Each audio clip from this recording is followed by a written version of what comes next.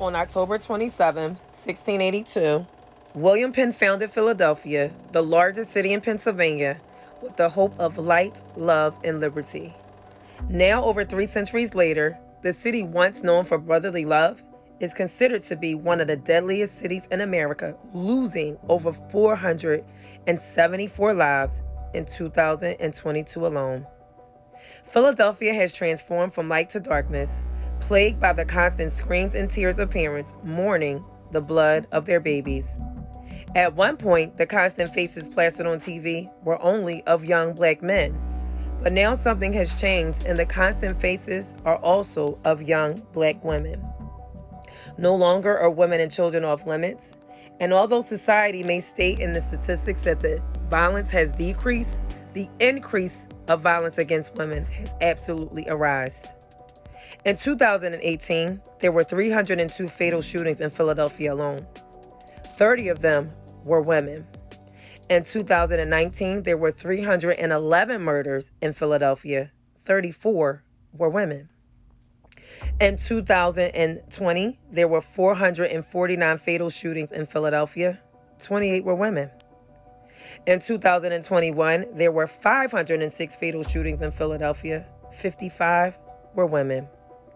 In 2022, there were 474 fatal shootings in Philadelphia, and 43 of them were women.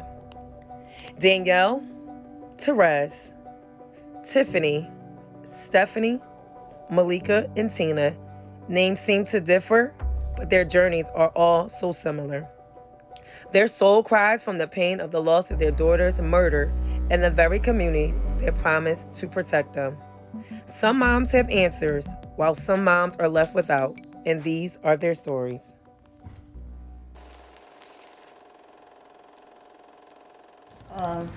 Tina Quinn. Not working no more. Home. Just couldn't take it. My name is Malika Womack, and I am Jada Hellum's mom. I am Danielle Shaw Oglesby. I am an entertainer. I sing, I act, I write music. Yeah, I do. I do quite a few things. My name is Stephanie Johnson. I work at Weaver's Way Co-op, and I have done many jobs there, but now I'm just straight a cashier. My name is Therese McCleary. I am the founder of Moms Bonded by Grief, a support group for women who have lost children to gun violence. I'm Tiffany Flynn. I'm the mother of Ajane Thompson. Ajane is the young lady who was murdered in Albany Plaza, August 16, 2021. I'm a healthcare worker, and I also am a cook. I cook during the day to keep myself occupied, my own therapy. Wow. So on March 18th of 2018, Dominique was murdered on 52nd and Market. It was a Sunday afternoon. She had just left church. And we were on our way to gamble. I know it's so sinful. But we were on our way to the casino, and she didn't want to go. She changed her mind because she had to do a report. She was graduating from Penn State in 2 months. She was an honor student. She's been an honor student all through high school, junior high, and in college. She went to the bar on 52nd Street to get something to eat, and there was a couple in there, and an altercation ensued. And she wound up calling me because she was by herself, and she was fighting both of them. And I called my husband and my father-in-law because I knew that they would be out.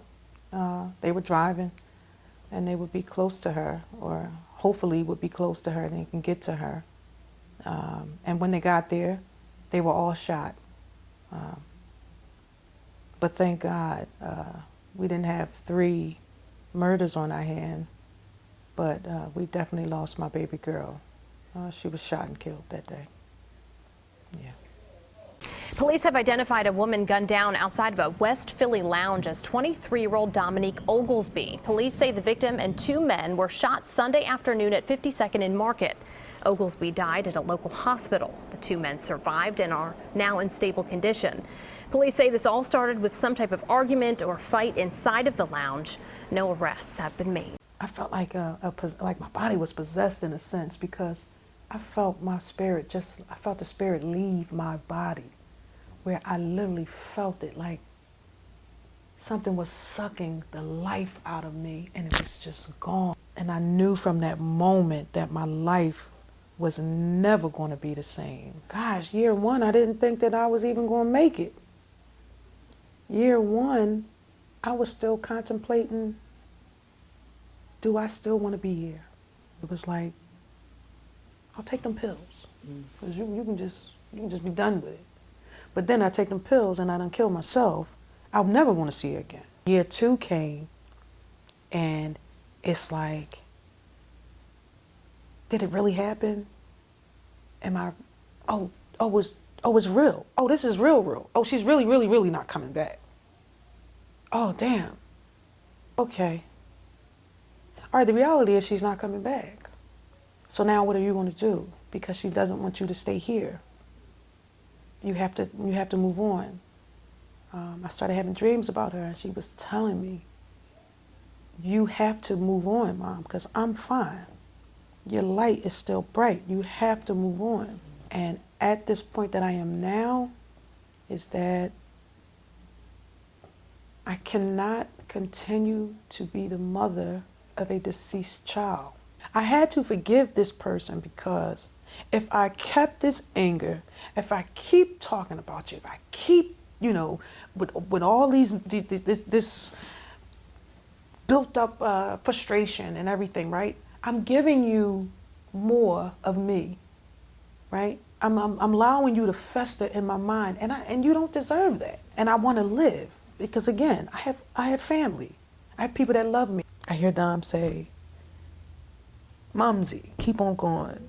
Momsy, you're so beautiful. Momsy, you can sing. Momsy, you're a great actor.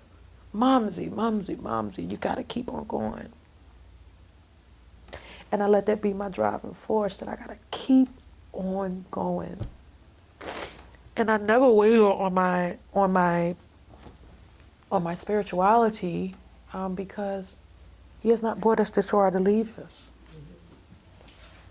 He's been very faithful. It's amazing that 5 years later, I still have people come up to me and say, "You're Dom's mom. Oh, I just love you. And I just wanted to let you know that I started my business.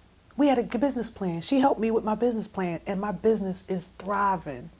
Makeup, sports healing, restaurants. She helped a lot of people put together a lot of business plans, and they executed, and they're still executing it today. And it make you feel good to see that, and to know that my baby had a hand in that, My. Boy, you're looking good tonight, and you're so damn fine. Tina Quinn. Not working no more. I'm home. Just couldn't take it. So, basically just a homemaker and taking day by day, one day at a time. So I remember me and her, because she called me every day and we'd be on the phone for hours. So I remember she called me and she like, Mom. Well, she always say, hey, old lady. Make a joke. So she said, hey, old lady, what you doing? I'll say hi. And she was like, I'm about to go down South Street, but I don't want to go. She kept saying she don't want to go. So I said, well, maybe you should listen to your first instinct. I always told her that. And you don't want to go, don't go. But she was like, she want to go, and I'll call you when I get back, Mom. I love you. I said, all right, love you, be safe.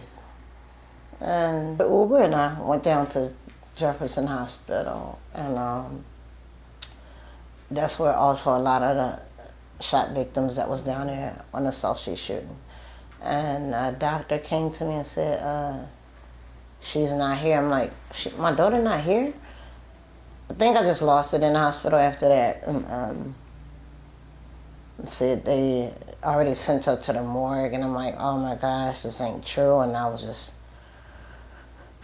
breaking down and everything, because I didn't even get a chance to see her that night. And I act silly together, and she'll make me do TikToks with her. Tell me, come on, Mom, do TikToks. Oh, you ain't doing it right. And she'll say, come on. Like, we just had a real strong bond, and I feel like my life is different without her. I don't sleep much. I sleep for like 1 or 2 hours, and then I'll be up all night. I don't get no sleep. I have flashbacks every day, which is very disturbing. I have flashbacks every day about that night when she got shot, because they kept showing it on the news, and that just won't go out my head. Like, it just won't go out my head. I think about that every day. That's all I picture, her getting shot, And I don't feel the same. I don't feel like the same person I used to be. I don't feel that. Because I do have her ashes here. When I talk to her, I do feel relieved and better. And last month, I felt much better. I used to be worse than this, but last month I had this dream, and she was like, Mom, I'm okay. And we ran to each other in the dream. It was like so real, because it's like how she usually look, and it was so clear, and she's like, Mom, I'm okay. And we hugged each other, and I'm like, oh, okay, you okay? But she's like, no buts, I'm okay. And we hugged each other, and it was so nice. After that, I felt real good after that dream. Even my friends, they say, don't think about that. Think about something else. Do something, go somewhere. I can go any place, and guess what? My daughter will still be in my mind. They don't understand, like, they understand that. Like, I'll go out that day, I come back home, it's right there. Or I know how you're feeling. If they ain't, in the same category, they didn't lose a child, then they don't know how I feel. So, back in our days, we fist fight. We get things over, we fight. So now it's just kids getting shot.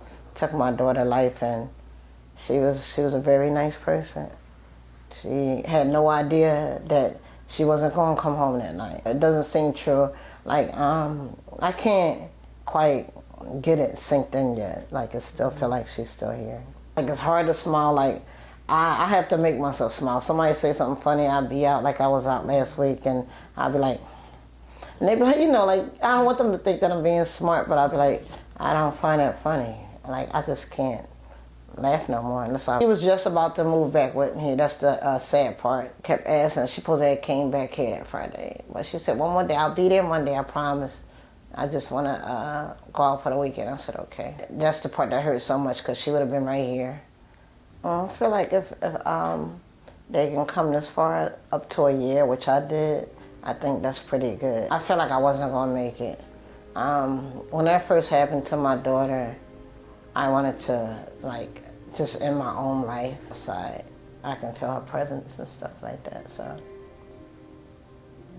I just wanted to say that. To explain how you feel is like impossible, because there are no words that you can put it in for the feelings that you feel once you have experienced losing a child. It's unexplainable. A teenager has died, and another teen is fighting for her life now after a double shooting in Philadelphia's Olney section.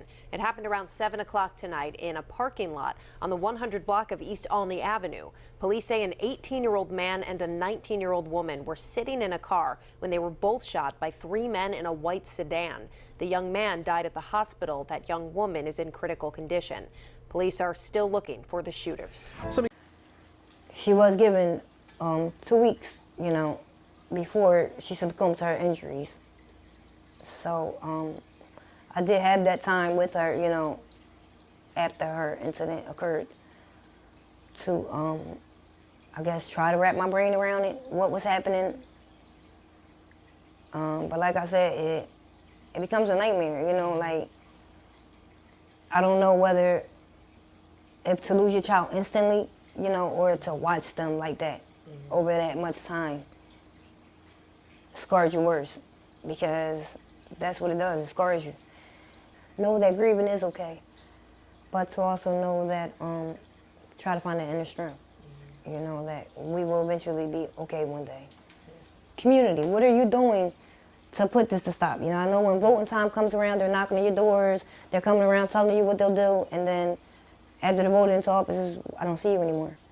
You know, I know this will be about my third or fourth event this year that I'm holding for my daughter, where they come out and they pretty much try to push me away from having the event inside the plaza, which is more frustrating. I didn't ask for it to happen there. Unfortunately, it did happen there. So I would expect to get more support, you know, from the community. And the day that it happened, I wanted to move.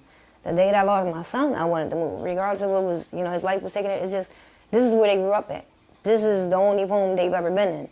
So it's like, everything is here. All the memories here. So it's kind of a bittersweet thing because it's like, you don't want to walk away from that. But then some days you wake up and you're still walking in the same house, through the same hallway, past the same rooms. And it's there, and it never becomes me. But if I had the opportunity to talk to the person that took my daughter's life, I would love to know why, what caused you, how did she ever affect your life? Did you know who she was? You know, do you understand the effect that it takes on a family as a whole when you pull that trigger? Not that I believe that they would even really care. It's going on so much these days that it's becoming the norm. You know, it's kind of like a video game to them. Think, how do you lay your head at night? How do you go home and look your mother in the eyes knowing what you've done to another mother? I touched with a couple of the other grieving mothers.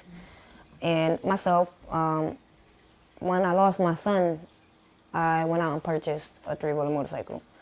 That was my way of feeling free, you know, so I would often find myself just getting on the bike and just driving, you know, where as though just feeling the wind, just feeling the freedom will give me that self, you know, that self-therapy, you know. So like this little sitting area where one of my most favorite pictures of this painting of them is in which one of their just a moments of being dumb. That moment is just them being dumb, just her being silly with the finger up like she's got the middle finger, but it's not the middle finger. And just him, you know, with his silliness of just being beside her. And looking at them takes me back to who they are, you know, kind of changed to my community. If that's even some kind of start, you know, that's my goal. My goal is to show them that it's okay to come together. You know, it's okay to speak up, to prevent it from happening again.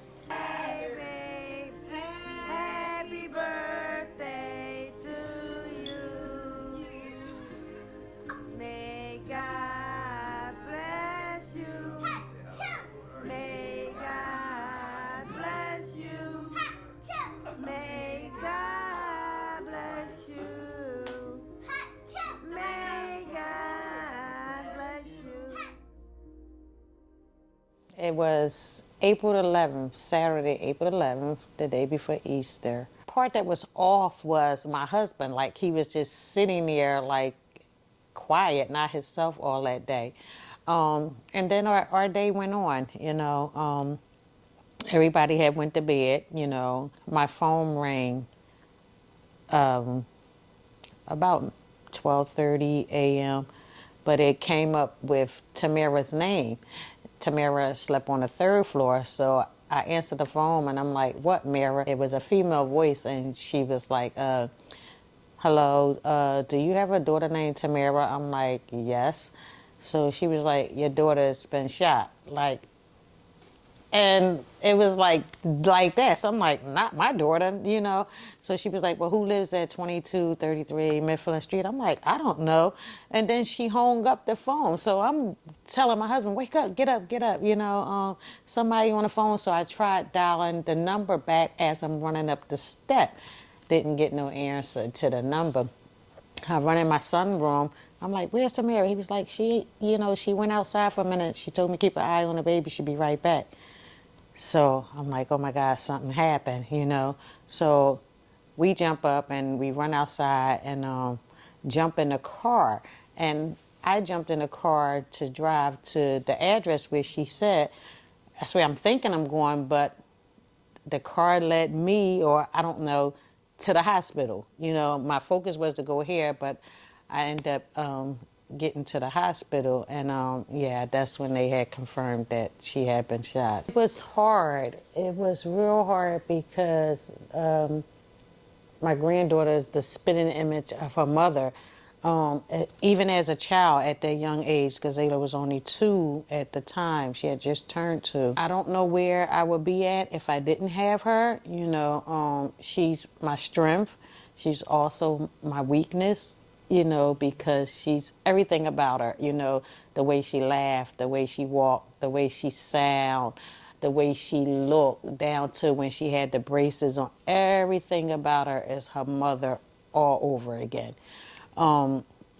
So sometimes it's hard to look at her, you know, but yeah. Last year was the first year that I said I want to do something different. I never celebrated Easter. Tamara went out her way to get special Easter basket made, and I still have it up there. I use it now to put the crowns and stuff in. The last Easter basket she had got made for Gazela. Just say take your time. Don't feel like that you have to rush into this and celebrate and do this. Easter made 14 years for me, so it actually took me 14 years to be able to celebrate Easter, but I had to do it at my pace. He was attempting to have. How was that for you when you knew he was coming home? So it actually was a slap in the face, because I thought he should have gotten way more time than what he did, but for whatever reason, you know, he didn't. He came home last year, April of last year, I believe it was. He did 13 years. Came home, was home for 3 months, and he assaulted another female. The only difference was that her mother didn't have to bury her. I buried my child. Relive everything that happened to you that night that changed your life forever. And it takes a while to come out of that. You know, you don't go to these hearings and you say what you have to say and then you leave and you back to where you have grown to be. It's not that easy. I kept getting phone calls after the loss of my daughter of other moms that I grew up with or that I knew in the South Philadelphia area that was now experiencing the same thing that I had gone through. And I would get calls asking me, just, can you please go talk to them because you've been through it, you know. So Aisha, she kept saying, I think you need to start something because a lot of those moms, you know, they like you, they trust you, you know. So that's how Moms Bonded by Grief came about. We started in 2017, and unfortunately, it has grown. You know, we have had mothers come, mothers go, and then we have mothers that's been there since day one. But my girl has been through a lot. An emotional roller coaster. You know, you're aware of her being hospitalized several times. She still sees a therapist, you know, 14 years later. And one thing that I do know is that the therapist that she's seeing, she's so comfortable with her, and she looks forward to going to these sessions, you know, to have an outlet to be able to talk. But what I always try to instill in her is that just because you don't have a mother, that don't make you different than any other child out here. You're loved. You know, in fact, it may put you above them because you get so much extra love, you know. So I never want her to feel any different than anyone else. And I encourage her and tell her that your mom will be so proud of you, the things that you're doing now, you know. So it's a struggle for these children, you know, and we don't understand. Losing a parent takes them on an emotional roller coaster. When they stay locked in their room with the lights out, the door closed, and all, check on them. You know, check on them. That's what my child did. When they withdraw, don't want to socialize and be bothered, check on them and make sure that you get them help. And Tamara was murdered in 2009.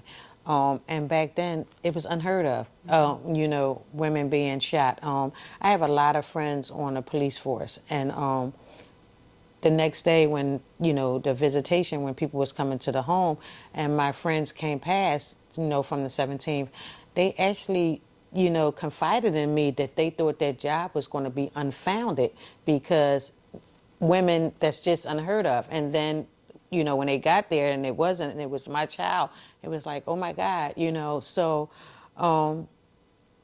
yeah, back then, you know, and even when we were growing up, you just didn't do that to women. Women and children were off limits. I just say to all of those that pull the triggers, whether it's you're shooting a man, woman, child, you know what think about how you would feel if it was your mother that received that phone call saying that her child was murdered, or if it was your child that was losing a parent. You know, it's not a good feeling, you know. So I always say, do unto others as you want done unto you. I just miss her beautiful smile and her laughter. You know, I was the one that had all the Thanksgiving dinners, the Christmas, the cookouts and everything. So I just miss all of that with her. Yeah. So I didn't really hear from her at all day long. What I did get is a phone call from Eddie to go pick up Parker from daycare because Erica was in the hospital. My daughter has Crohn's disease, and often she gets flare-ups that just come from out of nowhere, and sometimes they're really bad. So I asked her where she was. He was insistent, just make sure you go get the baby, get the baby. I said, okay, I'll talk to you later. And we hung up. I went and picked up the baby. I am on the H bus with Parker coming from daycare. As I'm on the bus, I get a telephone call from Eddie's mom asking me, did I know anything about where Eddie and Red were? First off, I said, I don't know who Red is. And Eddie told me to pick up the baby. He's at the hospital with Erica. She's not feeling well. She said, no. Erica died today. So, and I was like, what? I instantly started crying because I was like, I know this can't be real. I kept asking her, and I just kind of hung up on her.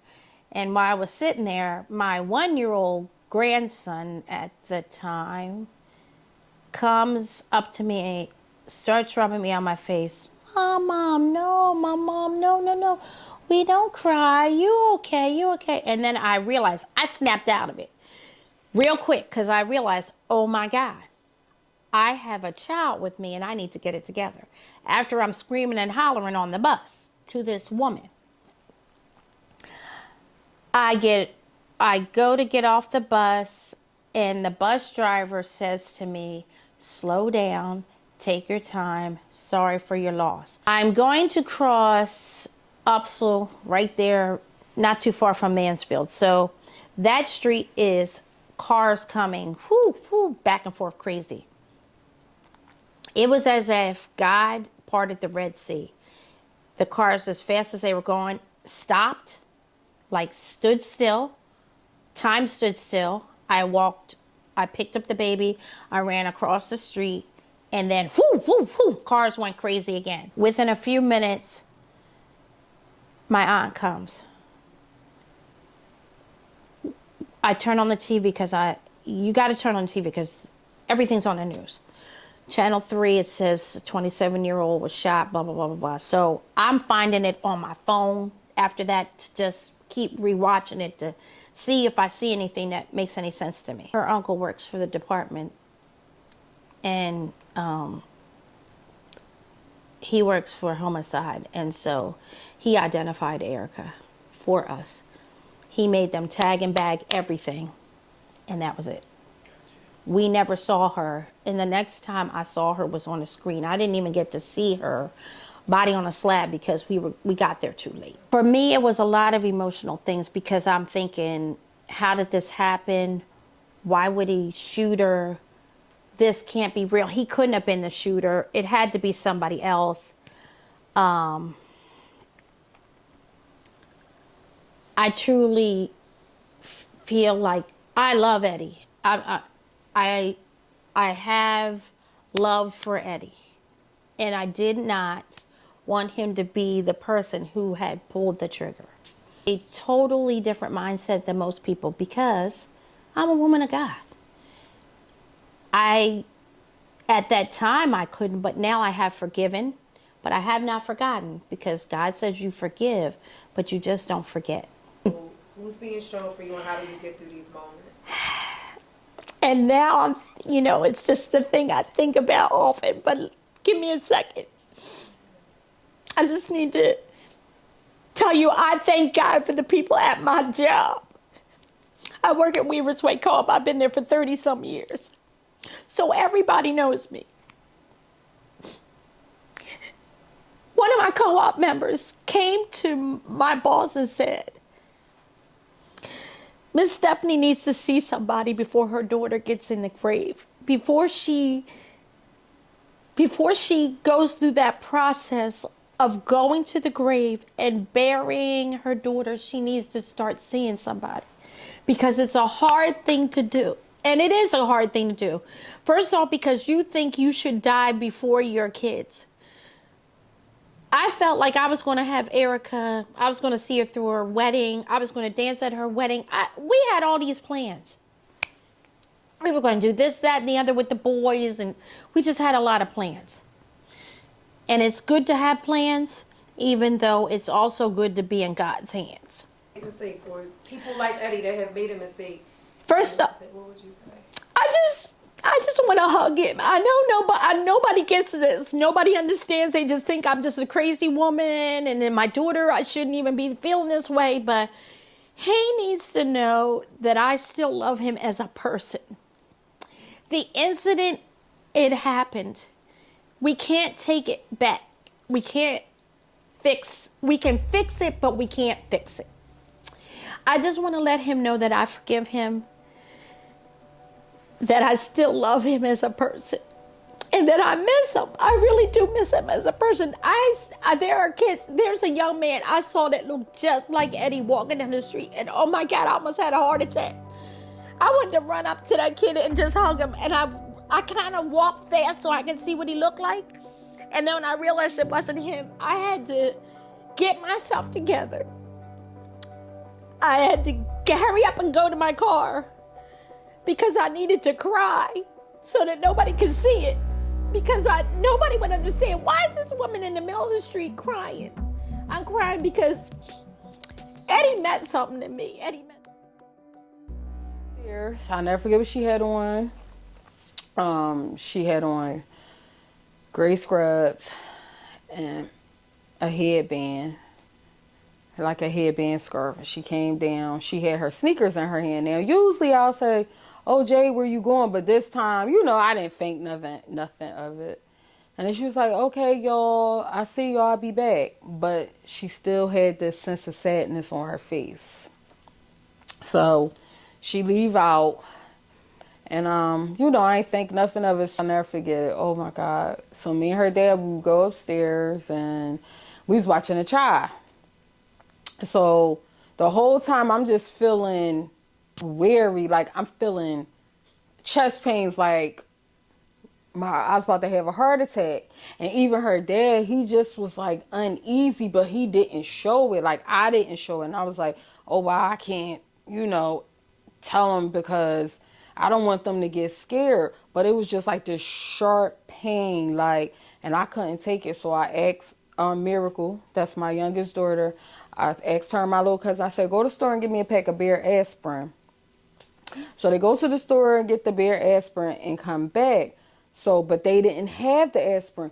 So Miracle, it was like her face. So she was like, I was like, well, where the aspirin? She said, Mom, they don't have it.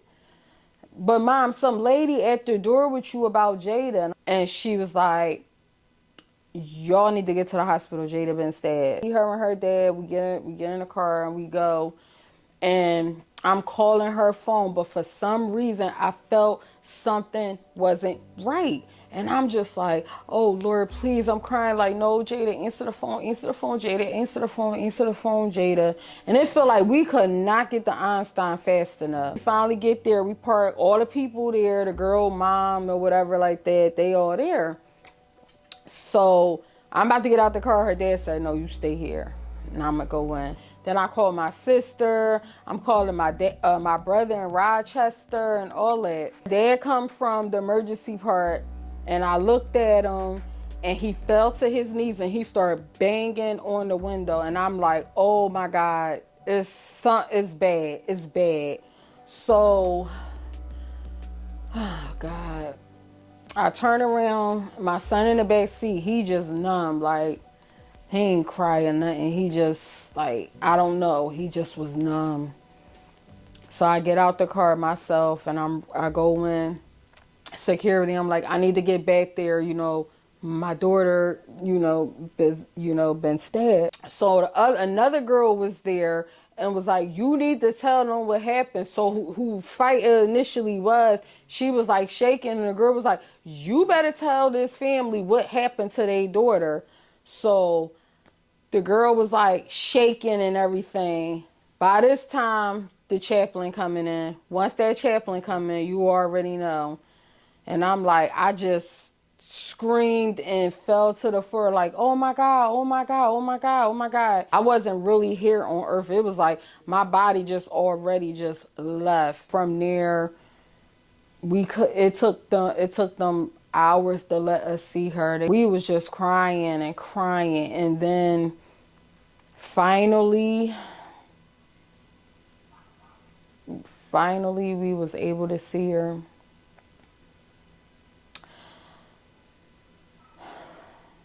That wasn't my child.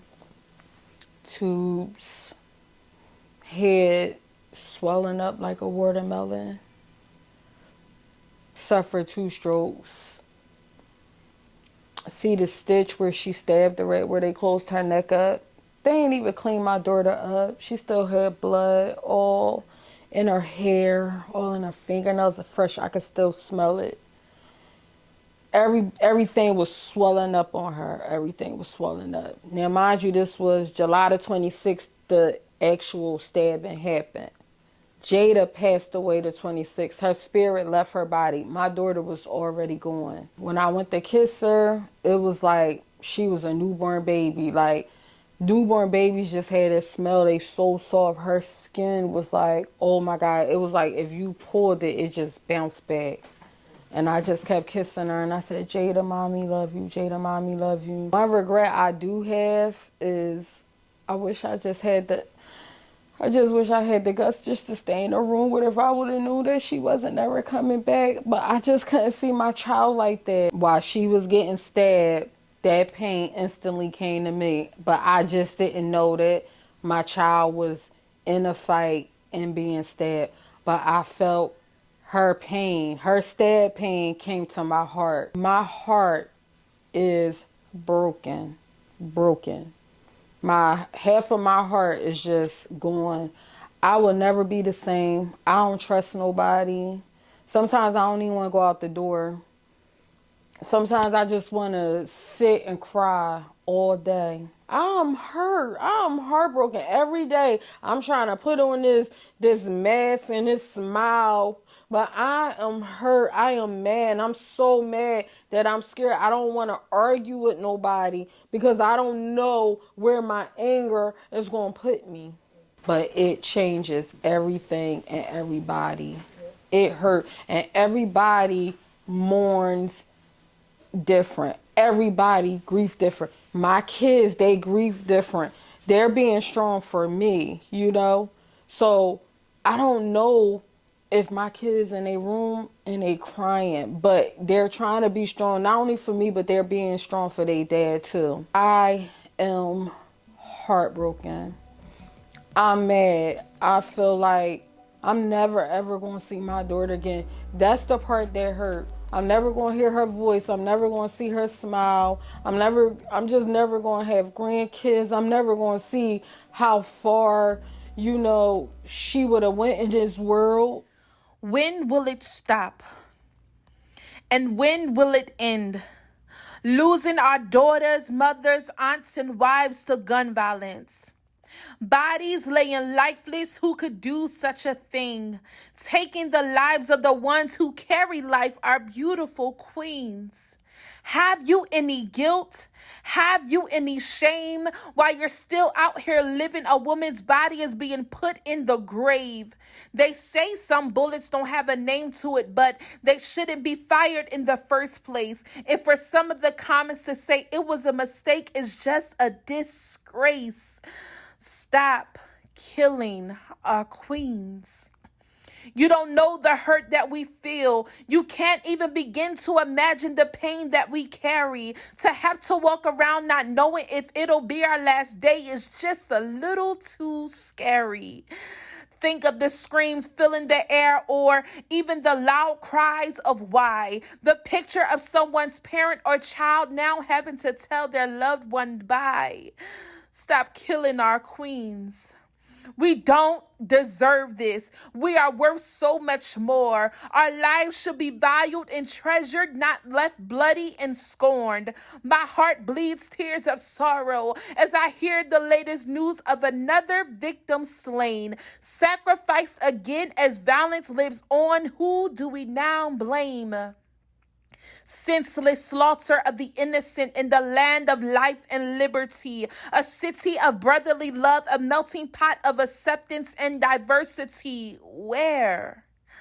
Lives taken at the blink of an eye once looking far and forward. Dreams killed in the quick moment of someone not thinking, someone immature. Stop killing our queens. We worked so hard to get to such a place where we no longer had to be silent, yet still silent to senseless violence. But when it's all said and done, their stories will speak and their names aloud we will say. We will see change. We won't be moved until we see it one day. No justice, no peace. Give us justice so we can live in peace. And please, stop killing our queens.